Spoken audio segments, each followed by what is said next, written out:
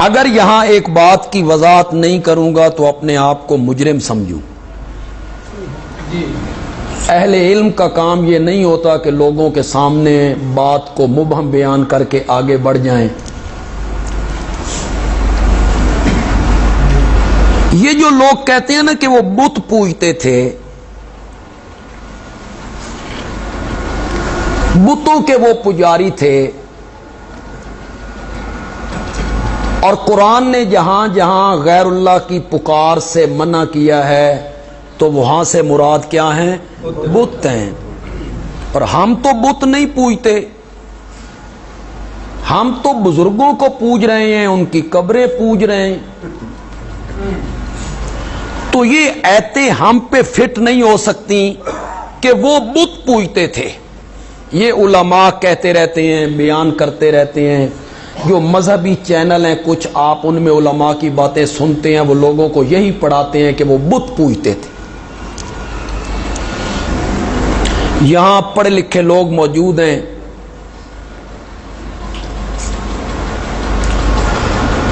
میں ایک حدیث پڑھنے لگا ہوں، اپنے آقا کا ایک فرمان پڑھنے لگا صلی اللہ علیہ وسلم. آواز کم کر، گھٹا دیں. فیصلہ میں آپ پہ چھوڑ دوں گا، میں اس پر کوئی رائے زنی نہیں کروں گا، کوئی تبصرہ نہیں کروں گا، چونکہ چنانچہ یعنی کہ میں نہیں کروں.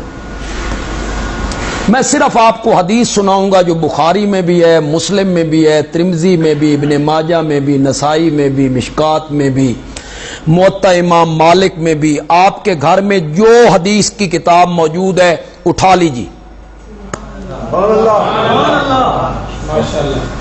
حدیث میں پڑھ دیتا ہوں، اس کا آدھا ترجمہ میں کروں گا، آدھا ترجمہ آپ کریں گے، اور مجھے امید ہے، یقین ہے کہ آپ ترجمہ کر لیں گے. میرے آقا نے زندگی کے آخری لمحات میں فرمایا، لعنت اللہ علی الیہود والنصارى، اللہ کی لعنت ہو یہودیوں پر اور اللہ کی لعنت ہو عیسائیوں پر. کیوں یا رسول اللہ؟ آپ تو رحمت للعالمین ہیں،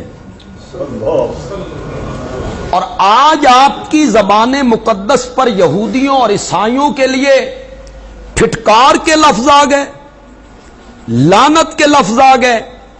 کیا کیا انہوں نے؟ آپ نے فرمایا اتخذوا، یہ تھوڑا سا مشکل لفظ ہے، اس کا ترجمہ میں کر دیتا ہوں. انہوں نے بنا لیا. اتخذوا کا کیا میں نے؟ انہوں نے بنا لیا. اگلے لفظوں کا ترجمہ آپ کریں گے، قبور انبیاء،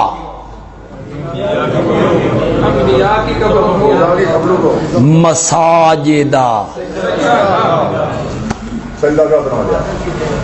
یہ میرے آقا کا فرمان ہے، حدیث کی ہر کتاب میں میں نے آپ کے سامنے پڑھ دیے ہیں.